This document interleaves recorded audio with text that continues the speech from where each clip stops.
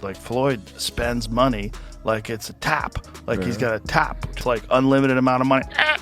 Money's just flowing. And even as much money as he's made in his career, which he's probably made as much, if not more money than any boxer ever. Like there's all these lawsuits. Like he hasn't been paying things and he owes money on this and owes money on that. And it's like, and then he's got to come out of retirement.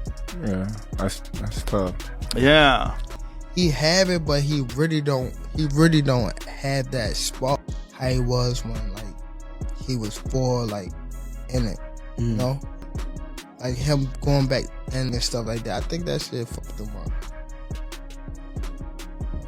Whatever could happen. The guy gets beat up by Manny Pacquiao. It creates a tough situation, a bigger story. But is Floyd broke? What a stupid question. Are you a stupid person? Of course he's broke. He's a boxer. Joe Rogan talks with Gervonta Davis about the possibility of another fight between Floyd Mayweather Jr. and Manny Pacquiao.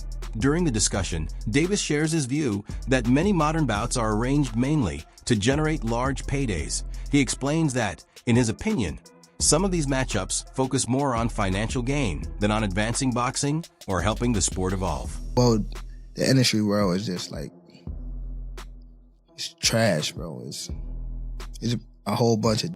During the conversation, Joe Rogan speaks highly of Floyd Mayweather Jr., highlighting how the former champion continues to stay sharp even after stepping away from professional competition. That he points out that Mayweather still maintains impressive speed, consistent activity, and strict discipline, keeping himself in outstanding physical shape despite being retired from the sport. It's in his body, and also that mindset of what he learned when he was incarcerated. The discussion highlights how Floyd Mayweather Jr. continues to remain competitive even after retiring from professional boxing. By steering clear of unhealthy habits and sticking to a highly disciplined lifestyle, he preserves his quickness, endurance, and sharp reflexes, allowing him to stay in impressive form long after leaving the ring. Discipline is everything. Discipline, never knowing you're never going back to that. Don't buy anything stupid. Don't be dumb with your money. Don't be dumb with your body. Take care of yourself. Never get out of shape. Always keep your conditioning up. So when you go into camp, you're not struggling to get back in shape again. You're already in shape.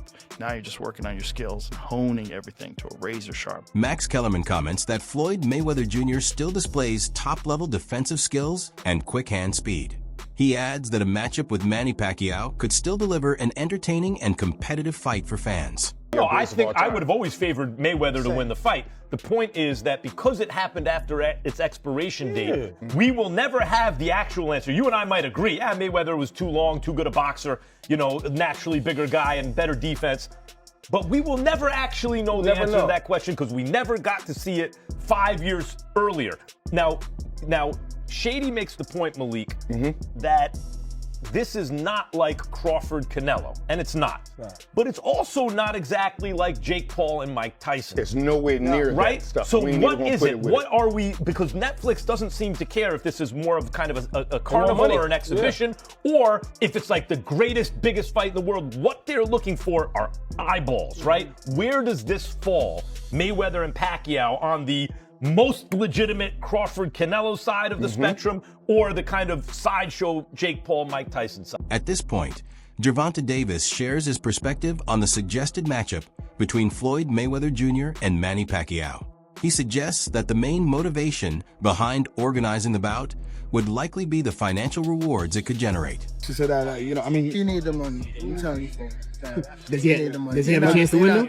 Top Rank ain't playing like that, and they ain't playing like that. So you don't see, they ain't playing like that. Chael Sonnen responds by saying that criticizing fighters for pursuing money is unfair, since every professional works to earn a living. He explains that Floyd Mayweather Jr. continues to step into the ring because boxing is still his career and the way he makes his income. Why do you get up every day and go to work? Why are you going to your job next week? Why will you be at your job the week after that? Because you need the money. What's wrong with that? And why are we attempting to tease Floyd? Is Floyd? Yes, he's broke. Of course he's broke. He's a boxer. Did they say can't read? That's not to tease him. They say that he can't read. His best friend at the time said that he can't read, and he never denied it. I don't tease him for it. He was a guy who grew up in a boxing channel, right? It's one of these things. You know what you know. You know what you were taught. I didn't teach him about contracts. I didn't teach him about saving. I didn't teach him about investments. Who? Who would have taught him these things? Of course he's broke. He's a gambling addict. He got baby mamas all over the... What do you mean is he broke? Of course he... Meanwhile, Manny Pacquiao explains that achieving a win could serve as motivation for the next generation of fighters. He believes it would highlight the importance of perseverance, discipline, and strong ambition for young athletes beginning their journey in professional boxing. It's a very good inspiration for the young kids. Not only to all the boxers, but also to the people who have dreamed. Even though I'm 46, if you're still dreaming in your life, you can make it. Few things resonate more deeply than watching someone defy the odds and triumph. For many fans, and especially for Filipinos, Manny Pacquiao embodies hope, pride, and the possibility of rising above it all. During the conversation, Floyd Mayweather Jr. explains that a second fight between him and Manny Pacquiao would not really harm the legacy of either boxer. He notes that both fighters have already secured their place in boxing history after many years of top-level performances and memorable victories. But he also reminds listeners that he was the clear winner in their first matchup and mentions that he still looks physically well-maintained compared with many retired athletes. Because of that, he suggests that another bout would likely be viewed more as a major spectacle for fans rather than a fight that determines their legacies. Shouldn't. But if Pacquiao were to beat Floyd in this exhibition or fight or whatever they're going to call it, do you think it shouldn't? But do you think that affects either one of their legacies? No, not at all. No, that's we talking about grandfathers. We talking about grandfathers fighting each other. That's what we're talking about. It's not. Come on, man. Wait. I said, it's the zero line. Little bit. No. I'm not saying it's a transformative thing. But to say it doesn't affect it at all is probably not right, and I'll tell you why. Because if Pacquiao should win, for example, there will be those who say, well, when Mayweather beat him the first time, they were both past their primes. Mm-hmm. Certainly Pacquiao, who had been destroyed by Marquez, right, knocked out, was not the world-beating terror. Yeah, and the rotator cuff, but he was a world-beating terror 5 years before that when he was running. He also acknowledges that public opinion could shift somewhat depending on how a rematch turns out.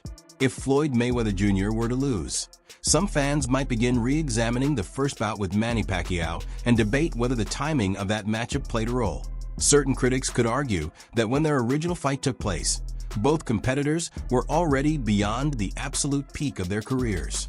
Others may point to the difficult knockout defeat Pacquiao previously experienced, which some believe may have influenced his momentum heading into that contest. Despite these discussions, the point remains that both champions have already secured their place in boxing history.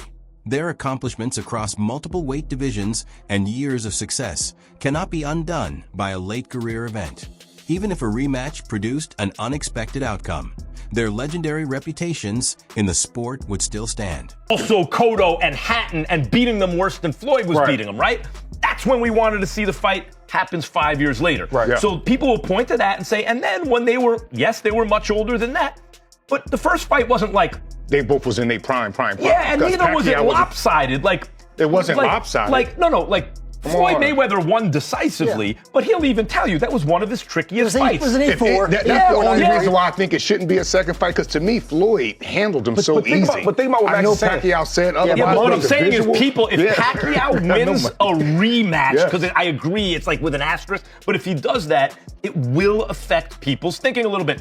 Hearns and Sugar Ray Leonard, it's not nearly the same. They were in their 30s, not their 80s or whatever these guys are in now, but Hearns got Leonard in the rematch, even though it was called a draw, and people look at Hearns a little differently vis-a-vis Sugar Ray Leonard than they did before that fight. But that was more competitive, I would say. Floyd has a fault. In his commentary, Luke Thomas explains that modern entertainment services release an endless flow of content to hold the audience's attention, because new material appears constantly. He suggests that individual events can sometimes lose their sense of importance and begin to feel routine. That he also notes that this environment may be one reason many fans feel nostalgic about earlier times. According to him, past eras of sports and entertainment often seem more energetic and memorable by comparison. Thomas acknowledges that this view is largely based on personal observation rather than concrete research, but he still feels that aspects of modern life make the past look more exciting. When the topic shifts to a potential rematch between Floyd Mayweather Jr. and Manny Pacquiao, he says the primary motivation for such an event is usually business strategy. He points out that major media companies like Netflix are interested in expanding into live sports broadcasting. Since both Mayweather and Pacquiao still have worldwide recognition, pairing them together again could attract a massive global audience, even long after their peak competitive years.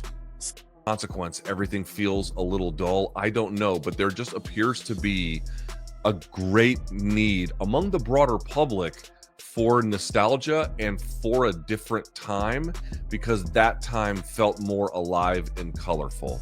I don't have hard data to support this. This is very much an anecdotal observation, but I do think it is true. There is something off generally about modern life that is making the past more palatable than the present. But reason number 3 is the one I actually really want to focus in on.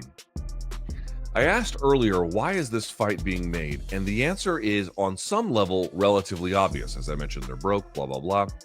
But the other one is like, why is Netflix making this? Well, they want to get into the big live event business, and Floyd still has some popularity, Manny still has some popularity, and then together, they might be bigger than the sum of their parts individually, certainly. Luke Thomas also discusses how streaming services have reshaped the financial model of boxing.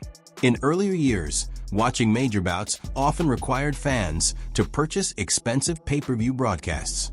As an example, the 2015 matchup between Floyd Mayweather Jr. and Manny Pacquiao was priced at about $100, which prevented many viewers from tuning in. That he explains that when a fight is distributed through a platform such as Netflix, subscribers can potentially watch without paying an additional fee.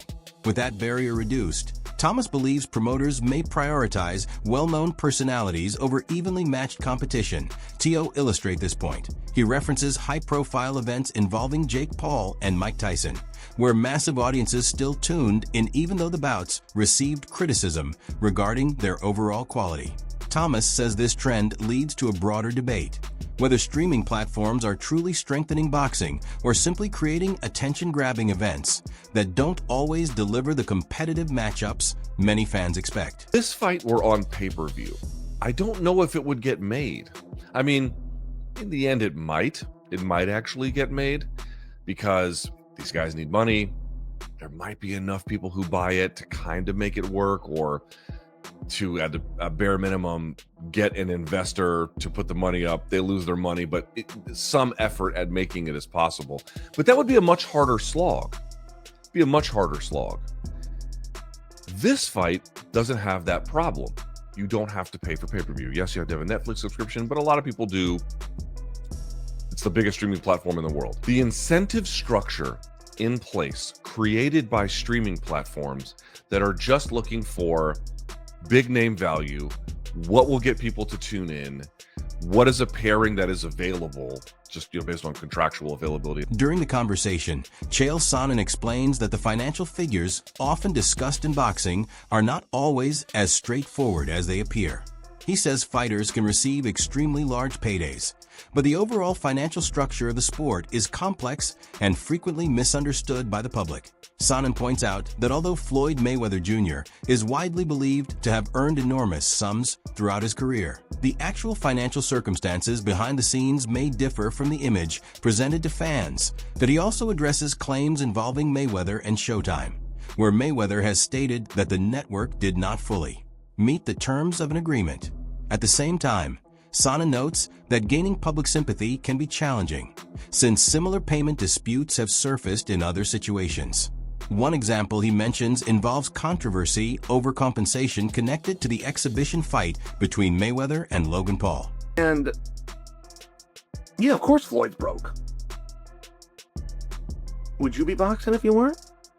And it's very tough to be sympathetic to Floyd. So Floyd is arguing that he was robbed by Showtime. that he had a deal that Showtime didn't argue. He's arguing this. And who's making that argument and where that goes? I'm just sharing, like, in public opinion, it's very hard to be sympathetic towards Floyd when Floyd, as a promoter, stiffed Logan Paul. Like, to argue this guy in boxing cheated me and I trusted him, when it's being argued that you, who were the trusted one, cheated another guy, it's very tough. And by the way, there's also headlines out there. Floyd Mayweather owes Logan Paul $1.3 million. No, he doesn't. Just to clear that up, no, he... According to Chael Sonnen, the situation is frequently misinterpreted by the public. He explains that the debt often mentioned in discussions was tied to a promotional company rather than Floyd Mayweather Jr. as an individual.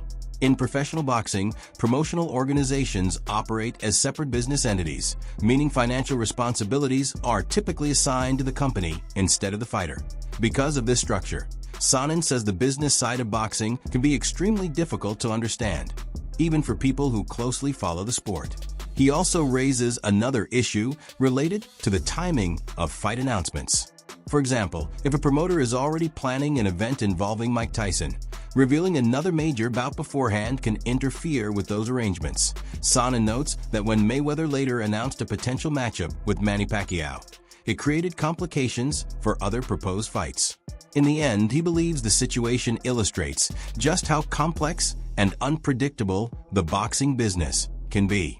With contracts, promotional deals, and scheduling decisions all overlapping, it can be difficult for fans to clearly understand the full story behind major events involving figures like Mayweather, Pacquiao, and Tyson. Its promotion owes Logan $1.3 million. And no, of course he's not going to get it. That promotion's already shut down. Allegedly, by the way, yes. But I'm just sharing with you, like, no, it's not the same thing. It's an entity. Floyd didn't know what was going on. And Logan's a very smart guy. It's not like he ever would have trusted Floyd to know what's going on, but he trusted Floyd's people, and you do take a level of risk, and, you know, you think you're dealing with an honorable guy. It's one of these things, and Floyd didn't know where the money was. I don't, like, suggest for you that Floyd grabbed the money and ran off and kept it from Logan. Floyd didn't know where the money was. There's very few people that understand the economics of boxing, by the way. It's a very complicated thing. Would you like to explain it to me? You're a big boxing aficionado. Would you like to explain to me the economics of boxing? It's a very confusing thing. Which is one of the reasons that it's very easy for somebody to be skimming. It's a very easy thing to... During the discussion, Wade Plemons points out that Floyd Mayweather Jr. may be risking the perfect reputation he built throughout his career if he chooses to fight again. Plemons explains that Mayweather's status in boxing history is strongly tied to years of disciplined performances and his undefeated professional record. He adds that stepping into another major fight could place that reputation under pressure. In a sport like boxing, a single unexpected moment can influence how an athlete's record is viewed in the future. Plemons also acknowledges that the financial incentives and public attention surrounding such a matchup can be appealing. However, he believes the decision still carries meaningful consequences. Returning to compete again may demonstrate strong confidence, but it also requires Mayweather to safeguard the legacy that established him as one of the sport's most successful champions. 7 years later, when both men are about to hit 50, here we are.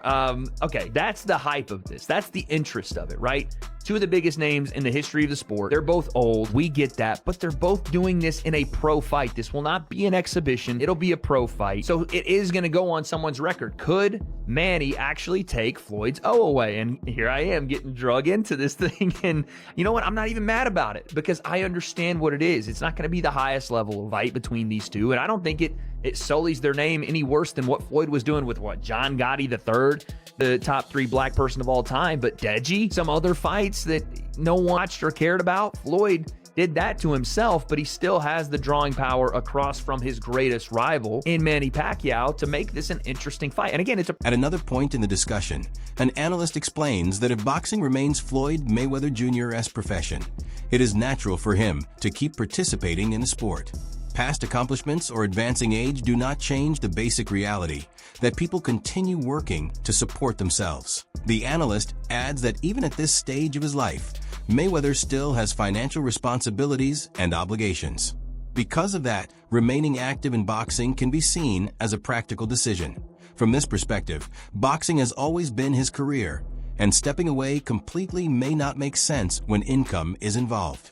While some fans might question the choice, the analyst argues that, professionally speaking, Mayweather is simply continuing to do the work that provides his livelihood. You know what he used to go through and used to eat back in Kazakhstan or wherever the hell?